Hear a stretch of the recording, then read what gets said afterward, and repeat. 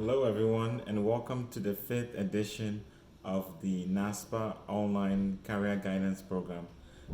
My name is Doji, and I'm so happy to join you today again. Today, we are looking at the key things you need to remember about an interview, and I'm excited to go through the material because we have a lot to go through, and I think it will be very beneficial to those of you who have made the time to join us in really doing your best in interviews. And so let's go ahead and jump in. So, what is a job interview? According to the Collins Dictionary, an interview is a formal meeting at which someone is asked questions in order to find out if they are suitable for a job or a course of study. So essentially, it's a formal meeting where normally two people will meet in a formal setting, and one person asks the other questions in order to find out if they are suitable for a job or course of study. And before I go on, I just want to say I apologize if there's any background noise. There is some construction work going on next to where I am, and so I apologize if you hear any noises or people talking in the background. All right, thank you. Let's look at what Harvard Business Review says about interviews. So, what the Harvard Business Review says is that interviewing is a process whereby individuals exchange information. And by individuals, what they mean is that individuals who are concerned with a job opening, a promotion, a special assignment, a product sale, information for intelligence purposes, a proposed measure, or other questions, right? And again, keep in mind, even though I've said usually it's two people in that meeting to exchange information, it can also be sometimes a panel of interviewers interviewing one person, or maybe you never know. There might be some situations where some people have one person interviewing multiple candidates at the same time. But again, you have to understand. Usually, it's one on one because that's I think the best scenario and the most common scenario. All right. So again, the Harvard Business Review adds that the information exchanged need not be limited to facts, right? In business, particularly, such products of an interview as meaning and understanding are oftentimes more significant than objective factual statements.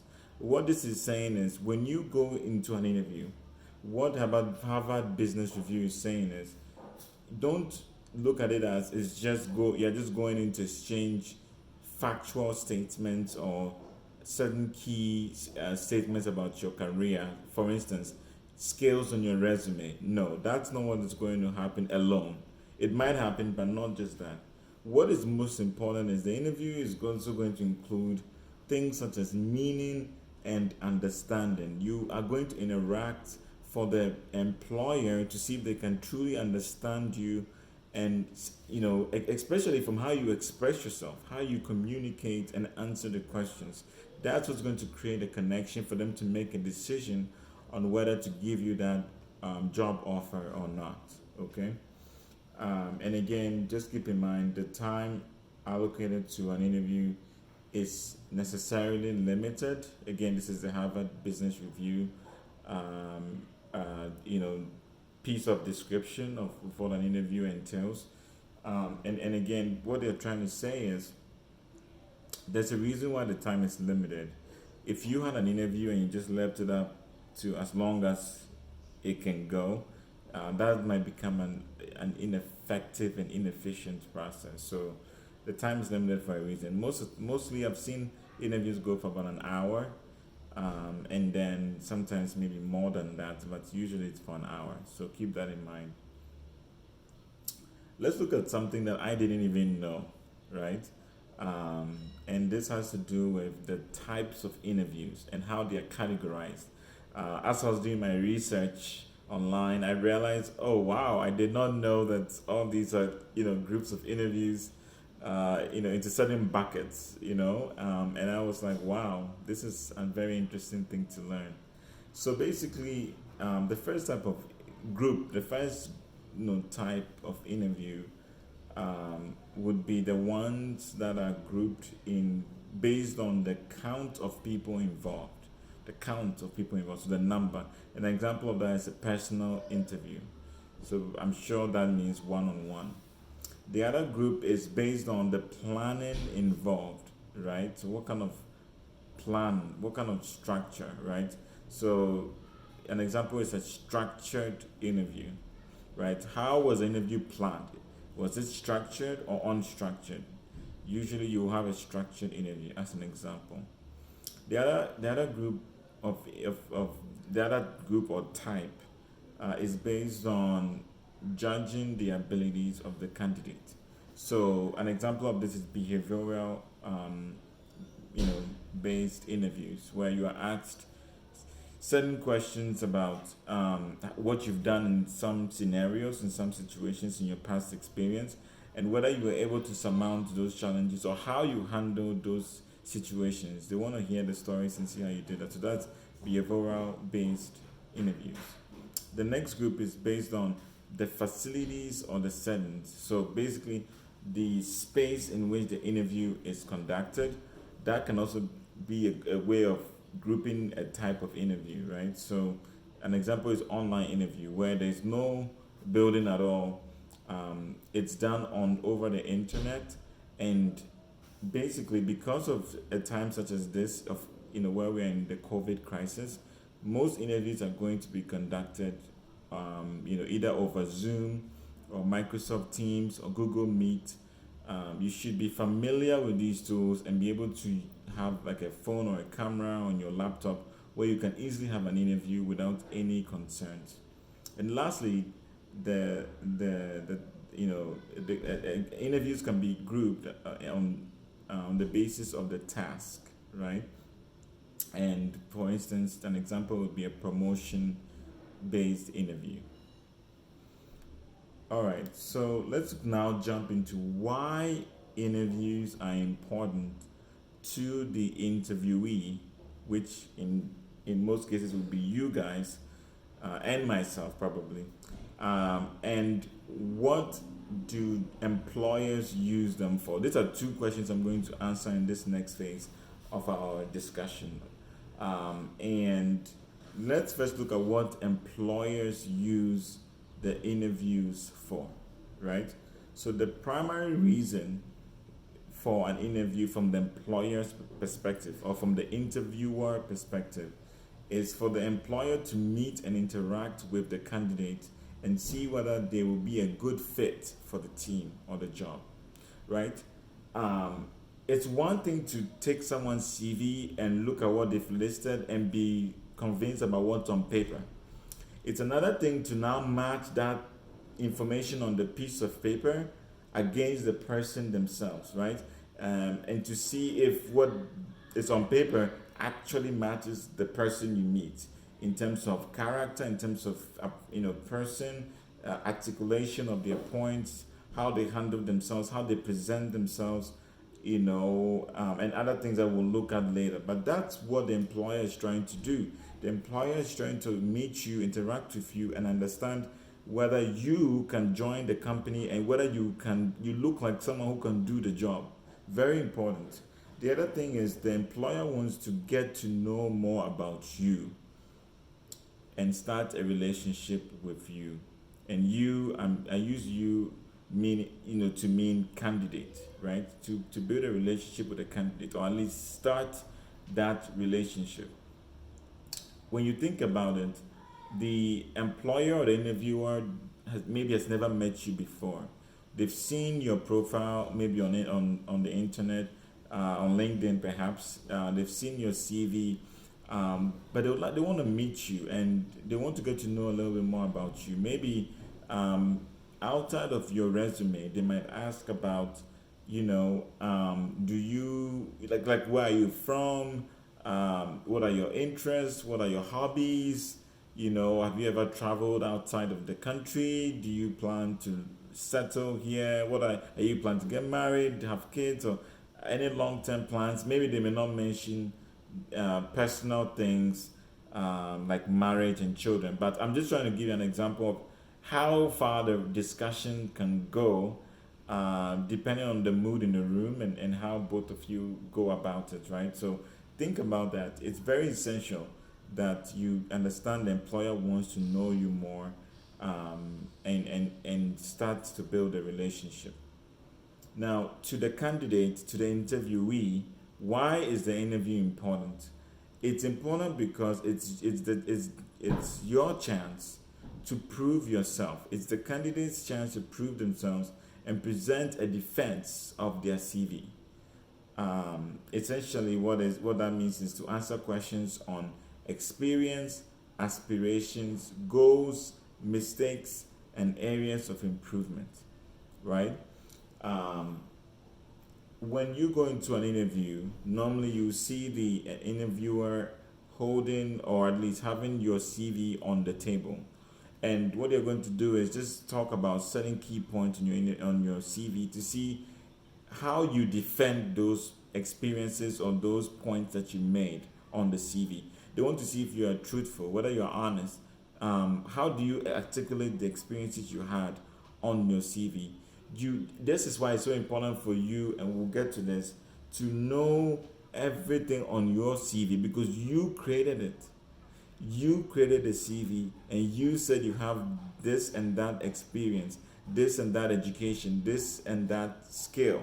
And so when you go up to the employer and you are asked a question, you need to know and you need to be confident. That's why we'll come to this, but preparation is so important. Now, what's the other thing that makes an interview important to the candidate? It's important because you learn more about the interviewer, about the job, about the company, the profession, and any other upcoming opportunities in the company. Let's say you don't get hired for the job, but at least you got an interview and you were able to learn more about the company you applied to and more about the job or the profession.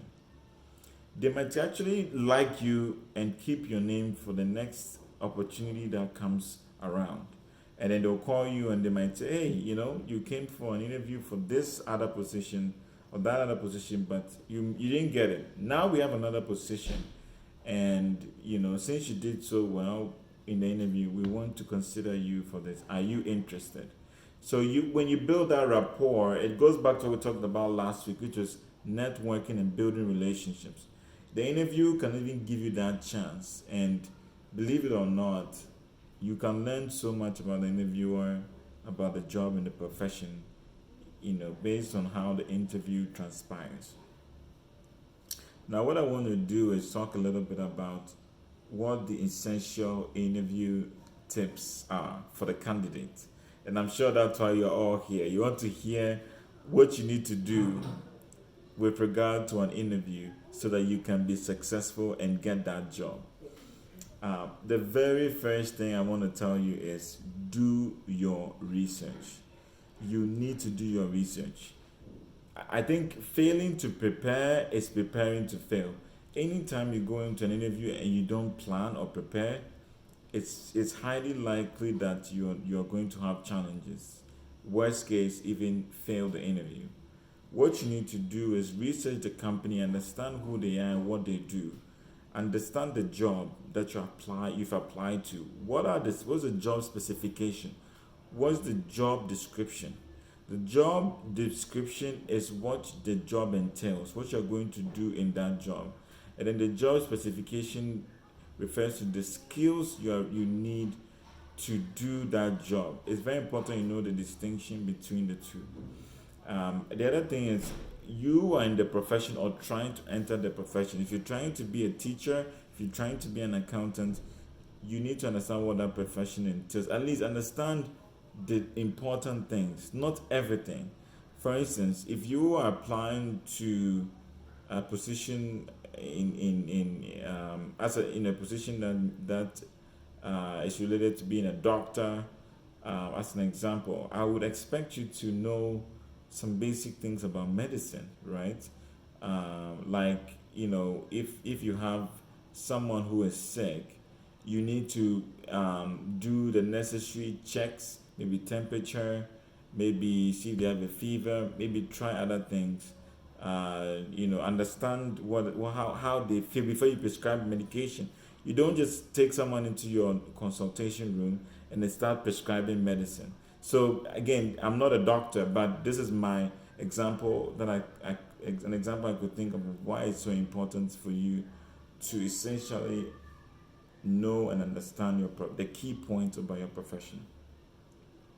Also, do some research about the interviewers if you know their names and who they are. I have personally, sometimes search their names, and again, it's sometimes not advisable to do this, but sometimes search their names on LinkedIn to just see what's their background, what's their education, what's their background or position at the company, right? You need to understand whom you are dealing with. If you're dealing with a CEO, that's different than dealing with a hiring manager or just a hiring assistant. So be very careful and understand whom you're dealing with. And prepare, write your notes, take your notes on your laptop or handwritten notes. Prepare for the interview. It's very important. Do your research and prepare. Number 2, right? If you know someone in the company, let them help you by providing more information.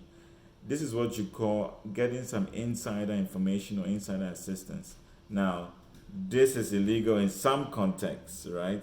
But in this context, maybe the person who recommended you to the company or to be hired for that position might actually know some information about the person you're interviewing with, or some expectations about the culture of the company, or something they can share. They don't have to tell you everything, but they can share something that will allow you to be able to make the necessary decisions about your preparation for the interview. So it's very important if you can get that.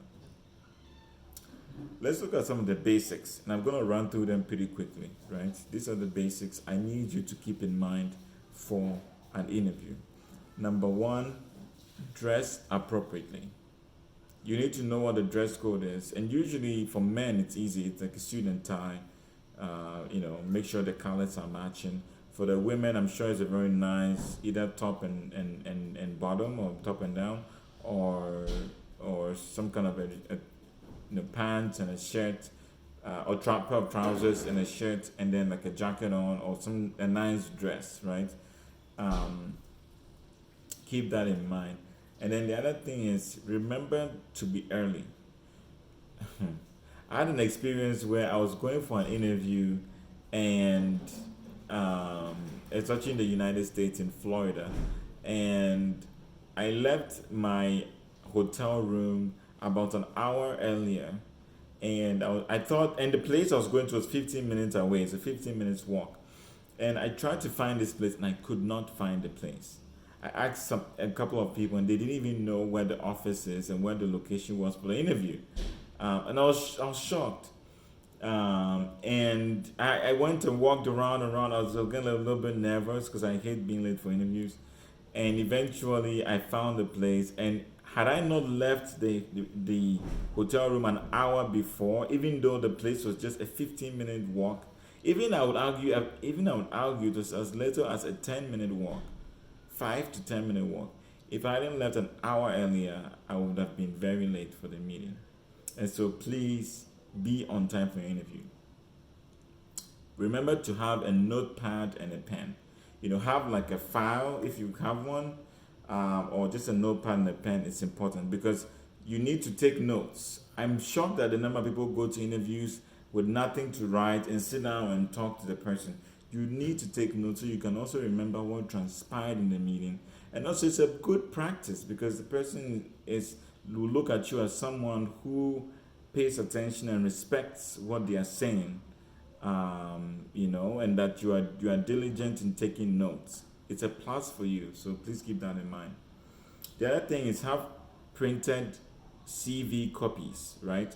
Have copies of your CV printed out so that in case anyone at the company or someone who's interviewing you needs a copy, you can just hand it to them.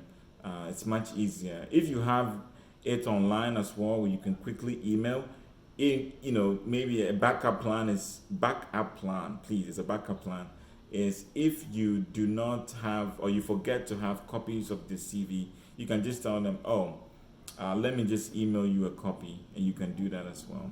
But print it out. It's always better. And it also applies, of course, if it's an in-person meeting. If it's not an in-person meeting, you don't have to print it out because it's the interview is online, right? As opposed to being in person. The other thing is know the location of the interview. That's what I was just sharing with you as an example. I knew the location, but I had never been there, so I didn't know where to go to get there. You need to know how to get there and also know the location. So that and leave early enough. So if anything happens, you'll be okay. The other thing is have an idea of what to expect. Usually the person who's setting up the interview is very nice and they'll give you extra information. They'll let you know, oh, this person's coming to interview you. They might ask you this or that. To be quick, it to be this or that. So just know what to expect. More and more as I go to interviews, I've realized that once you're in one kind of profession, it's easy to know what to expect. But when you switch from company to company, a different company in a different industry, or you switch from one profession to a different profession or one career to a separate career, those are big seismic shifts or big changes. And so what happens is you would have to do extra work to just prepare and understand what to expect. All right, let's look at another point here, which is the art of listening in an interview. Now that you've dressed well, you've prepared, you've gotten to the location, you're in the interview, you're in the meeting right now. You need to listen.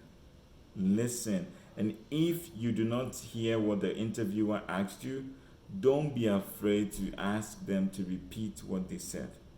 Right? Some people are afraid to even ask, please, can you repeat what you said? Don't be afraid, because if you give a wrong answer to a question that was asked, it's on you. It's your responsibility, and you failed to ask for clarification.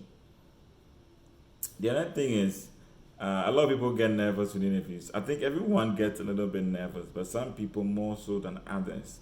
And my personal tip on this is, I always try to look calm on the outside, even when I'm nervous on the inside.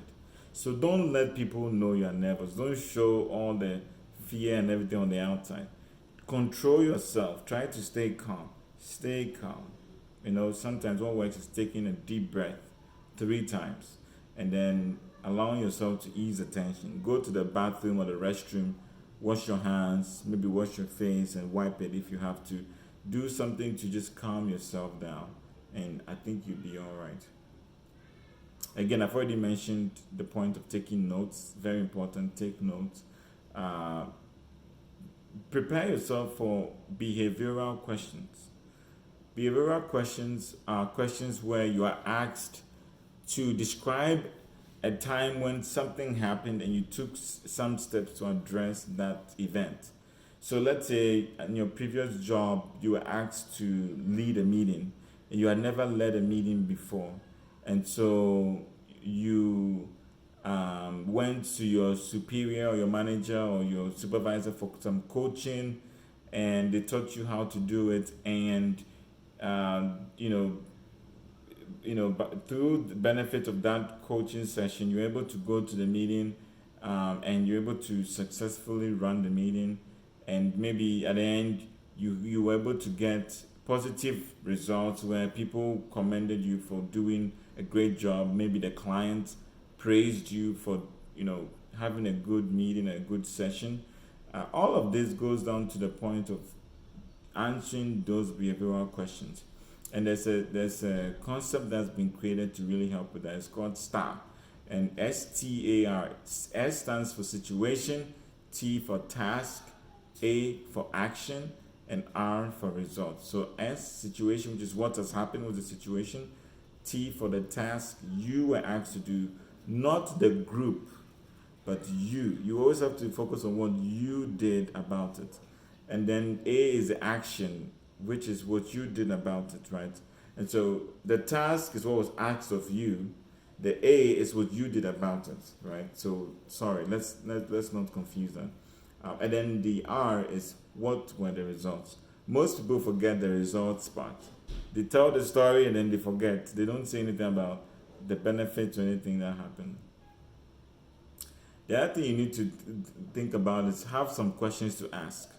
There's nothing worse than an interview where the person is always asking the question, you are answering, and at the end of it they say, oh, any questions for me? And you say, no questions. It's just not nice, and it's not as interactive as if you had questions as well. So always have questions. And some of my basic go-tos are, why did you choose this firm or this company?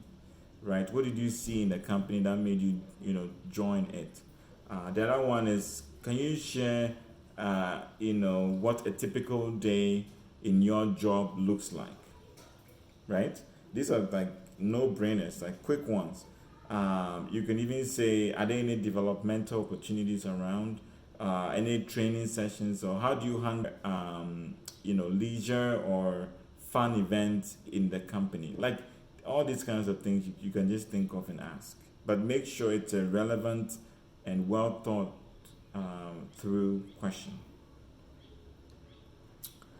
This is a quick one. There might be a lunch. I've seen some interviews where you go for work first. I've had one with Deloitte in the US where there's a first session, or at least two sessions, and then you go for lunch, and then the post lunch is like, just an informal, meet and greet, say hello to everybody, and then you can head out.